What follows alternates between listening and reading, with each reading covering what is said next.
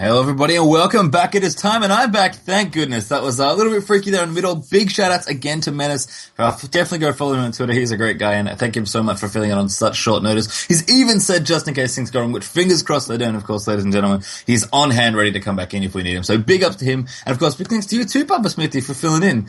All by your lonesome as well. You, despite being definitely a color commentator by trade, you managed to pull off the rest with a plum, I heard. It was interesting. It's an experience. Situations where it's like, I want to be watching and commenting on this, but I don't, like, the thing about being a color caster is you can do things like take shortcuts about your analysis and what you see. And when you're trying to paint a word picture, harder when it's not your tuned skill set, sorry. Sure, but certainly commendable job to both of you. Thanks, of course, for sticking it out, and thanks to Menace for joining me as well. But I am back. Hello, of course. Big game here, don't we? We do. My name, of course, is Pastry Channel. We are watching, or you're all watching, we're definitely watching as well, the Oceanic Season 3 Championships. We're on the road to PAX Australia to see which 4 teams get to play off the title of Best Team in Australia, or Best Team in Oceania, excuse me, and a pretty nice pay pack as well, which we'll probably get to later. We do have a big game, as you said here. It's X5 Lunar, if I recall correctly, up against JSpark. X5 on the left, JSpark there on the right. Yeah, and as I tweeted, this is our first chance to see Team XL5 in action today. Actually, 3 XL5 teams, Lunar, Solar, and Eclipse, all being represented today, and I believe they're all still in the thick of it, so who knows what we might end up with at PAX. But Lunar, probably known as their primary team. I think these guys have been together. They've been some of their best players for a long time, and we'll have to see what they have to show for us today. Yeah, they're going to ban out Lux, Nunu, and Misfortune over there to get those champions out of the way. And looks like, Jack Attack still getting picked on here. Singed and Rumble both banned out here against the X5 top laner, and Ezreal's going to hit the bin there as well. Yeah, a lot of our viewers will know names like Inverted Composer and Shy, very famous Singed players. Jack Attack, even though he's a New Zealander, is right up there. He had so many ranked games as Singed. I know he's diversified since then. He plays a lot of champions up the top lane, but he and Singed are very intertwined. Yes, as far as the Oceanic scene goes, Jack Attack is most certainly infamous almost for playing that Singed. And looks like Thresh here, definitely a champion that Takeshi, their support player, is comfortable. And he's going to pick that one up as their first overall pick here for the draft. And now, of course, first and second picks coming out for the JSpark guys on the purple side. Sejuani's been locked in here as the jungle. So the second time that I'll see Sejuani today, I believe she was not played in the game that you and Menace covered. Nope.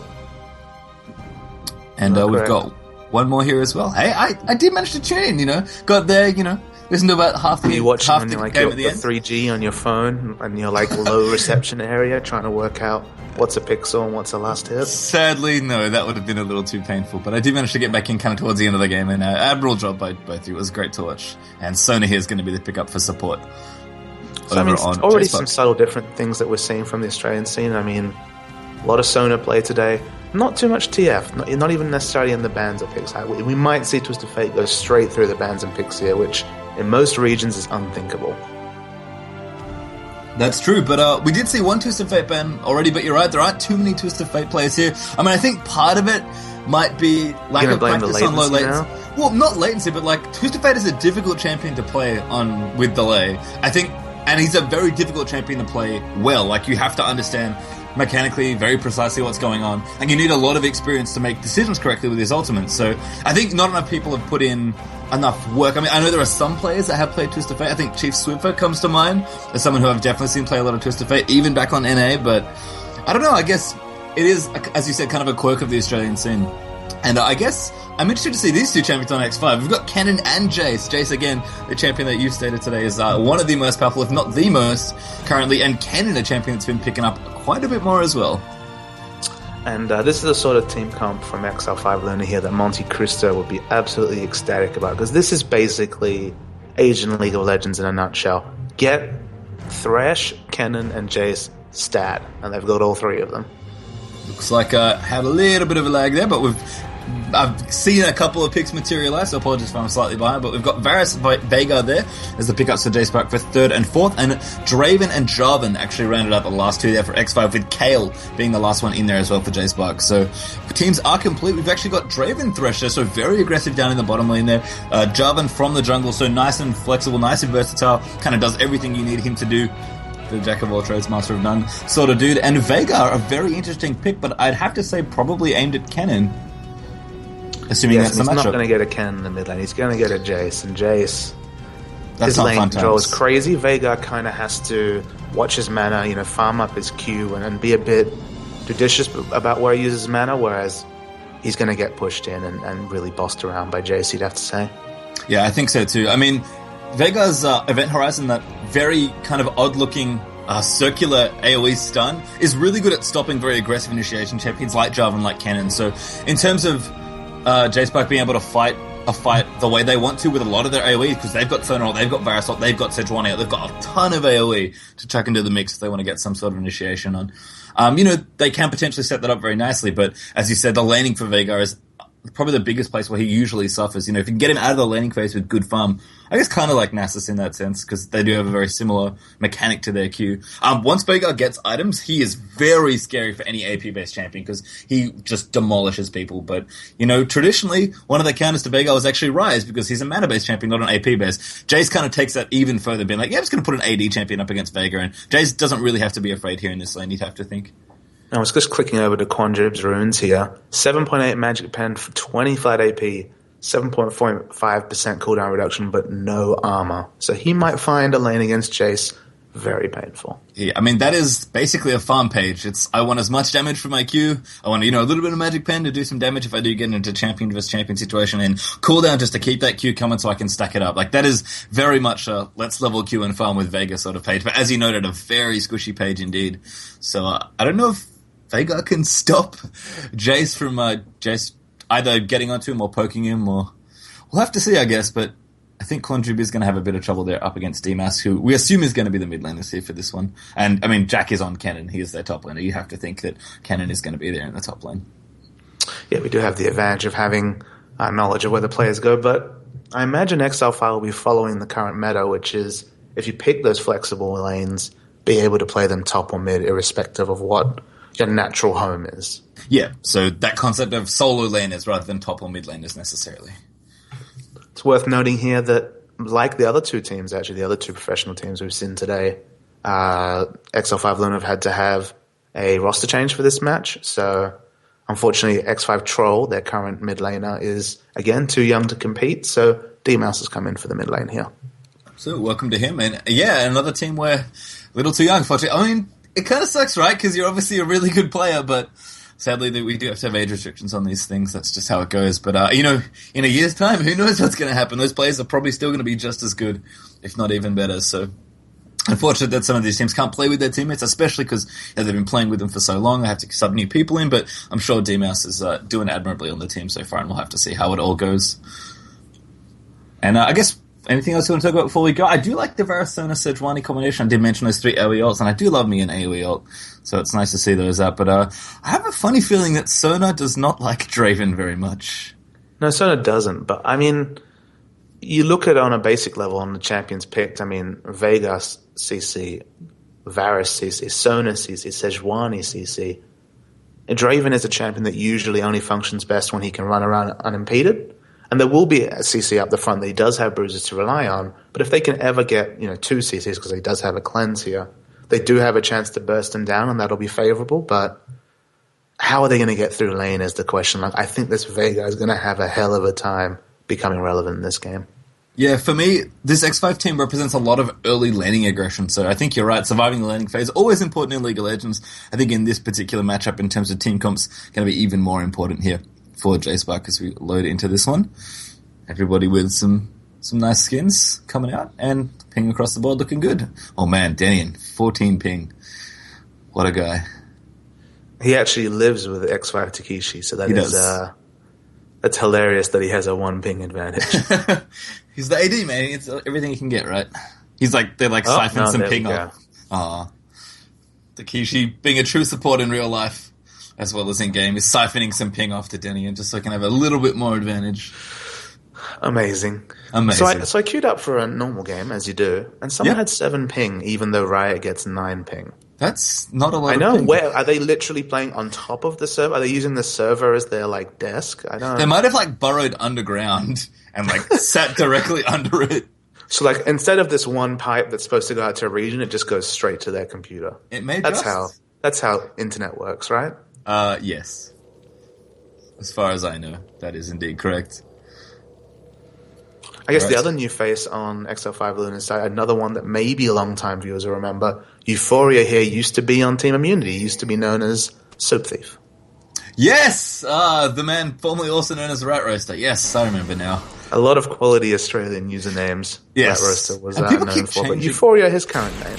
And a very good jungler as well. If you saw him when he played on Immunity, you'll definitely know the strength that he has from the jungle. So just quick roll call here as we go through. The teams are going to have Takeshi down the bottom lane, looks like, in support, along with Denian, of course. It's Takeshi on Thresh, Denian on Draven.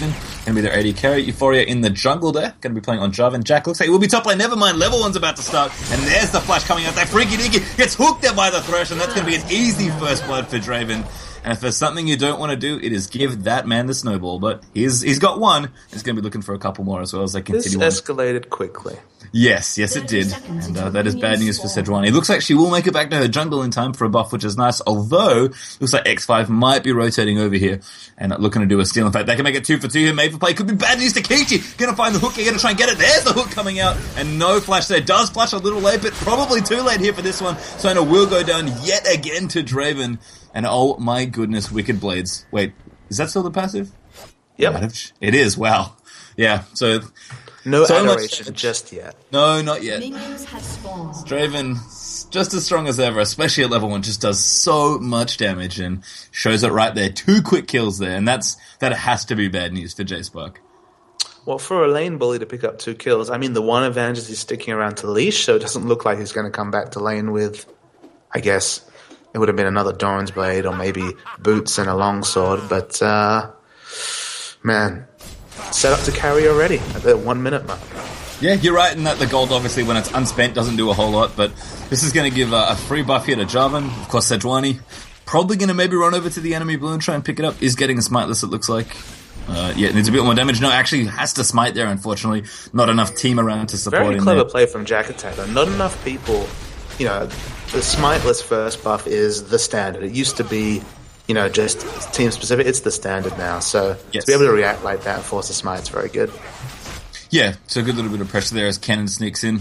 Looks like bottom lane it is going to be 2v2 here. Down into Kishi on Draven and Thresh, as we already mentioned. Euphoria there in the jungle now going for his own red buff. After Sejuani's taken hers. After taking Sejuani's blue, so level 3 already. Big advantage early on in the jungle there for Draven. Up in the top lane here, Jack Attack going to be playing on Cannon against Conjube there on Vega, actually, who's on the top lane. So it looks like they did want that matchup, but Jack Attack, good harass here coming in. Lots of auto attacks. Cannon, very deadly at the early levels sometimes, especially if they go for the AD, and there's the kill as a Thundering Shuriken goes into the face. And poor Vega, he may have wanted this matchup, but that was not a good start to his lane, unfortunately. No, that was just a simple position error. He tried to trade, which is what you should do as a laner, but his flash was down. He only had the barrier up. He just kind of had to accept his fate at some point there. Yeah, and just clicking back onto Jack Attack, he does have 66 AD. That actually feels fairly normal for a base AD, but you do get a little bit of extra value out of it with the Electrical Surge, and Cannon in general just has such a great auto attack animation. Just, it feels like he harasses so well, and that's kind of because he does. Well, Euphoria even camping here. Oh goodness, Conjube, please. This is bad news there. There's a knock-up coming, and Jack Attack can't quite make it, but red buff, level 1 Vega. Nothing he can do. Jack Attack here looking for a shuriken. There's the flash, just to make sure he can secure the kill. It was a bit rude, time. That was a little rude, wasn't it? But a very effective camp there from Euphoria. Managed to pick up the kill. And one of the features of our games today has been mostly one-sided games. That's the reality of an open bracket with a lot of people just really wanting to get involved here with the Oceanic scene, but X5 off to quite the lead here. Yeah, I mean, they are the team that's one of the teams that's expected to go to this tournament. Oh, sorry, to make it to the offline finals. There's Danny down the bottom lane, going to absolutely eat into Made for Play. Sona in a lot of trouble here. Good exhausted, but not quite enough. The last blade comes through there. That last axe in the back. And still unspent gold here on Draven. It's all Doran's Blade all the time right now. And that is bad news for JSpark, because when that Draven goes back shopping, he's going to come back with a giant sword or two, I have to imagine. And Euphoria continuing the aggression. Level 2 Sejuani here. And the turret goes down top. Everything going right. Everything going right indeed. Euphoria pretty much back to the last time I saw him play. Very aggressive, very gank-centric. Just, he's a great jungler. He knows, as you said before, jungling is a lot about making correct decisions. And because you can't, as much as people in solo queue might try and yell at you, you cannot be everywhere at once. So Euphoria is just trying to be in the right place at the right time here. Maybe you can't be everywhere. No, you can't. Oh, well. not even if I was playing Jungle Z, I don't think. Conjube, they're trying to get a bit of experience in the Golem, but can't quite get it. pretty hard to get outlast hit when you're level 1 Vega versus a level 4 Jarvan at the time. He's level 5 now after that camp. And this isn't the first time we've seen such a strong zone. You'll remember there was one game with the Kassadin when we were casting the Asian scene where something very similar happened and the Kassadin was able to come back. But they're finally hitting level 2 here, Conjure, at the 5-minute mark. He must be smarting this game. Yeah, oh goodness, made for play again. Another great hook in there by Takeshi. Damage coming up, but Denny can't quite get in there this time. Little low on mana, and again, to steal with that Doran's Blade. Last hitting where he can. Those axes spinning back and forth. He has quite the bevy of gold saved up, is all I'll say. It feels like he's got the Adoration passive already. Yes, as we tab over there. 20, wow. That is a lot of gold. 2,400 or so stacked up there, ready to get spent, and looks like it's going to get spent now. As his fans cheer with the recall animation. Draven's such a funny champion. So Freaky Deaky picking up a bit of much needed XP here in the mid lane. Siphoning off as Kale's going to rotate up the top lane to try and help out Jack Attack. It's kind of a babysitting job at this point, unfortunately, for Xin Yang, but Clojube definitely needs the help. If they can set up the gank, it'll be good, but Jack doesn't quite have his ultimate. It's actually a pretty good time to go in. Tries to set up the stun, does get in there. There's the slow coming out as well. And the Dark Matter comes down onto Vega. Attack's coming out, still Jack Attack does not have his flash. He's kind of just got to keep running and hope he can make it. But there's one order from Kill. I think Reckoning just ran out, but there's the Q just to pick it up, and actually Vega had the spell coming in there as well. So nice pick up there, and a really nice roam there from Xin Yang to help out his top laner. Yeah, and that was just aggression without wards being punished, which is what any team should do. So nice punish there. Helping them back into this game. Their made play could be in trouble. Is forced to flash a hook there. Denny coming in as Euphoria's in down the bottom as well. So much damage on the poor Sona. And look at that shopping trip. Almost a Bloodthirster straight out there. Has Draven now. He's got the BF Sword. He's got the Vampiric Scepter. And it's bad news best for Sona down the bottom lane. Yeah, just every lane is kind of on life support at the moment. And the issue is that every lane is losing and the jungler's been well held by the enemy jungler. So just not a lot of positives coming out of this game, unfortunately, for JSpark. Euphoria actually perfectly timing this blue steal as well. I mean, they kind of set it all up. They had the level 1. They got a couple of kills, which was really nice. Moved over to the blue buff, and Euphoria's just been systematically dismantling Sejuani in the jungle. As Barris on the bottom lane in a lot of trouble. The Denny will pick that up there as a tower dive comes in now. X5 just... I mean, we saw Jack Attack die before, basically not caring what happened because he had no wards. There's a lot of that mentality going on down the bottom lane now as well, as we do see the dive come out. And definitely Euphoria just does not care. He's actually going to find Sona. He's level 6. He's going to ultimate onto Made for play here. And Sona just can't really get anywhere. The Cataclysm coming out. The terrain does wear off. Euphoria gets exhausted. So nice play there from Sona. Going to make sure she stays alive, but had to blow a summoner there. And Euphoria's just happy to proxy behind this wave as Denian takes out the tower down the bottom. I think we're just seeing here an exhibition of how to play this game in a zero-sum way. They've picked champions that win lane. They've picked a jungler who is better at early skirmishes, and they've pushed their advantages. And this is the sort of advantage that picking and playing the way that the Korean and Chinese teams do is that things escalate so quickly that there's never even a hint of a chance for the enemy team to get back into it. Yeah, and I mean, you mentioned Sejuani did get kind of nerfed recently. Still a fine jungler. I think definitely one of her weaknesses, kind of similar to Amumu, is that she is definitely vulnerable to getting counter-jungled, and Euphoria made sure that happened after the level 1 hit from X5. The team set it up really nicely, and, you know, what's the one thing you really want when you're behind Popper? It's a bit of jungle pressure, and unfortunately, Freaky Deaky's been held here, and it's not able to happen. Finally picking up level 5 now, as the experience comes out, but I think it might be too little too late here. The snowball has indeed started rolling here for X5. 9 minutes in, that it is about a 5k gold lead, which is just unimaginably big. All snowballed from, 2 kills on Draven at level 1, 2 kills at mirror buffs and a buff steal. So much happens so quickly in League of Legends these days in this meta. Yeah, probably the last person looks like Vega in the top lane could be in trouble. They're good stun there under Jack Attack. Jack can't quite finish it. He flashes forward though, and the Ignite's going to be enough after one auto. Kale though coming in to try and finish off Jack. The damage coming out. Good Ignite coming out as well. Can't quite get out of there with Lightning Rush, but he's going to try Xin Yang. Little low on mana. Does flash forward. Not quite in Q range, unfortunately. And looks like Jack's going to be able to get out here. 1 second till Electrical Surge is back up. Sorry, till Lightning Rush is back up. And doesn't need it either. Down the bottom dives. Tower dive here. Already 1 kill for Daniel. 2 kills. Too easy. League of Draven. And the one man you do not want to give first blood to is definitely Draven, and he got the first 2 kills this game, and it really just is out of control at this point, especially in the bottom. He's got 7 in 9 minutes, so Going for some sort of record here. Yeah, definitely approaching some sort of record. 7 out of 10 of his team. I mean, if it was the real League of Draven, he would have all the kills and the 1 kill that the other team got as well. He would have somehow killed his own teammate. And we haven't got a pause coming out, which is interesting. It's a bit unusual. I wonder if that's intentional by the teams. Maybe they don't know he's... Oh, it looks like he might be back. No? I'm not sure. Okay, it looks like he reconnected. Maybe that's why. He just said, oh, sorry, I dropped randomly. And his team knew that he was coming back, so they thought not to disrupt the game flow. I mean, it doesn't matter too much at this point, especially if you reconnected that quickly, but it is curious to me that if he is actually disconnected, that they didn't bother pausing. I don't know, something to ask them after the game, perhaps. Sure. But it seems like he's back, as far as I can tell. Actually going for a Spirit of the Elder Lizard. Nice and aggressive here from Jarvan. Do you like that choice at all, Papa? I think it's a nice aggressive choice on Jarvan. Like, people forget that his damage is his ultimate has a 1.5 AD scaling. He has free attack speed, so he gets a lot of attacks in. So with the burst, the ability to EQR, have decent AD scaling on both the Q and R, and get some true damage in is a nice place to be. Euphoria reconnected, seemed okay, and now does not seem to be having the best of times, so I wonder what the issue is. I doubt that it'll be something like the game didn't enable pauses, because it is tournament draft, so that should certainly be on by default. I mean, maybe it is just a decision by the team. Like, if they know he's at like a land center. Lovely death sentence coming out from Takeshi over the wall. They're probably going to be Veigar demise. Style points there for Takeshi. Yeah. Getting up the Mad Life highlight reel. Danny's going for the 1v2 down bottom lane. I think it will be easy. There's one. I think he's going to get the second. Sona's like, oh goodness, I have to leave now. No ult for Sona up available either. There's the ultimate from Denny, and very nice moves there. Just needs one more auto. Can't quite get there. He's going to still dive. There's the flash coming out. And League of Draven indeed. There's, I think, 9th kill. Yes, 9th kill of the game. And yeah, he gives no wonders at this point. Papa Smithy. Oh man, almost made it 3 for 1. But does actually get shut down there by KL. Nice pick up there by Shinyan. I appreciate you bringing back the Mundo Space Katana. Ricky Dicky in trouble as well there. Zagatai picks up the kill. Good hold onto the tower, but too little too late, unfortunately. He's going to ride the lantern out.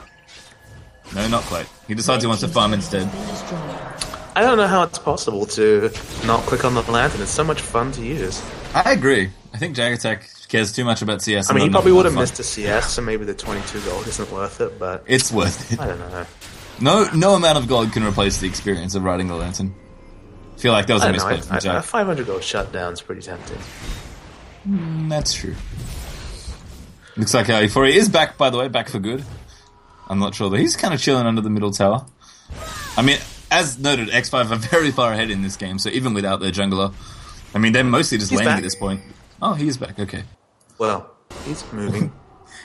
He's going places, that's for sure. But I mean, even with that disconnect, X5 just...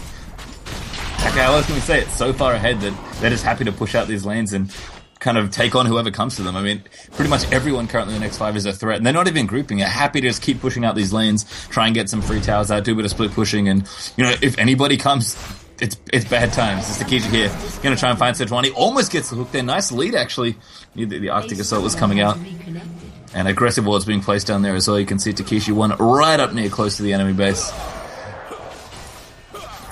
And it's just academic at this point almost for X5. I mean, there's certainly windows here for JSpark to come back into it, but it'll take a lot of fun. Window though, Pastry Time. They need quite a few open windows, a strong breeze, maybe for these internet problems to generalize to a few more players. Yeah, it looks like X5 just going to four-man this mid turret now. No need to keep pushing, or no need to keep split pushing, sorry. Just happily going to take it. 4v4, and probably 4v5 as Kennen comes back. In fact, I think... No, J4 still chilling in the base. I don't think X5 are, being cocky here. Nice ult actually by Varus, but I don't know if it's going to be too much. Chain of Corruption comes out. DC Glacial Prison coming in as well. Freaking gets grabbed immediately. Jack Attack turns on the ultimate to dissuade anyone else from coming in. And a 1-for-0 there as they managed to pick up Sejuani, who went a leap and sadly had too little health after only being level 8 from some pretty vicious counter jungling. Actually, hilariously enough, out-leveling Euphoria at this point. There you go. But apparently that's because his internet is made of potatoes. Oh, well, apparently the PGs are playing internet's made of coconuts, so can't be that bad, can it, Euphoria? Looks like damage coming out there. Takeshi with a nice hook in there, and that's going to be DMS. No, Takeshi actually picked up that kill. You can see DMS there on Jace trying so hard to KS there, but X5, even without their jungler, are just happy to push through here. And I mean, you can't really blame them. From the start, from the first opening minutes of this game, Draven looked poised to take over, and X5 took a really strong laning-oriented, aggressive approach and ran with it. And as you said, you know, the Korean and Chinese players make it look absolutely amazing when it works here. Denny and just padding the stats right now. 11-1 has died, unfortunately, so not going to be a perfect game, but just kills left, right, and center here for X5. And I imagine the next is going to be pushed down in fairly short order. But yeah, as I said, that aggressive snowball style, when it works, it looks amazing. You missed the cataclysm into the fountain trade kill. I can certainly see the corpse there of J4 on the steps. I can see the remnants of what happened. Even his internet can't hold him down past your time. Euphoria. I mean, I did say so that probably helped. He's an aggressive player, but he maybe took that one a little too far. Denny also getting picked off there. Kale actually picking up all the kills here, so potentially Xindang's going to come in and maybe play cleanup. What tell me about the potential. Well, I mean, if Kale has enough damage and the rest of JSpark can do enough mid shielding, then you never know. The internet troubles continue. You know, I think this game is too far gone, based your time. It likely is, yes. Because it's not like the gold is all on one person, like the only damage dealer on the X5 side. We've got 11 kills on Draven, so clearly he's the VIP. He's the person they'd want to take out first. But 6 kills on Cannon, and in fact, just more of a support Jace than a support Thresh here, but. They have so many damage threats, based your time. Everyone hit. You could even argue that with that Avarice Blade, even Takeshi does some damage. He does do some damage. He's a scary man. He got a kill. And if you look at his skill order, he has maxed E, so he will be doing some burst damage as well. When you have this many damage threats and this bigger gold lead, almost impossible to come back from. And there's Vicky. He get hooked up again. Takeshi had in the highlight reel. Euphoria coming in there. Wants to maybe find an ultimate. Activates Golden Aegis, but is slow, but doesn't quite follow up there. X5 basically just ready to close out this game, and with the advantage they have, Papa, who can blame him? Going to try and take out these Nexus turrets, and the Nexus will fall in short order, and I think JSpark may have to wrap it up here, unfortunately. X5 Lunar continuing a streak of stellar play, we can only assume here, as they've now through round 3, I believe we're in, so going to make it through. This is a round 4 game, Page. I think this is XL5 Lunar's last game of the day. Well, congratulations, they've made it to the end of the day then, if that is the case. So they're going to rotate towards this bottom tower, just take that one out. Take out a couple more inhibitors, just make it a little bit easier, because the mid was a little bit hard to get through there. There are a lot of people defending it from JSpark, understandably. There's the box down from Thresh. Huge ults coming in there, but already the damage has been done. And there's an ult to pick off Vega from Danny in as well. Jace finally gets himself a kill as well. At 106 as Euphoria is just kind of taunting the enemy out of their fountain. And looks like with that inhibitor down, with a couple of people picked up there from JSpark as well, X5 are going to be able to claim this victory here in fairly comfortable fashion, I'd say. There's Jack Attack. Get a turn on the ultimate. Slashing Maelstrom, why not? And at this point, it's basically a KS factory. Everyone just wants to get as many kills as they possibly can. Poor Tenchi going to get picked up there as Jarvan picks up the last one. And good game, well played. X5 in dominating fashion as Euphoria vaults himself into the fountain. If that is round 4, X5 through to the end of the day undefeated. And given that it's single lane, they're going to be pretty happy with that performance, I'd say.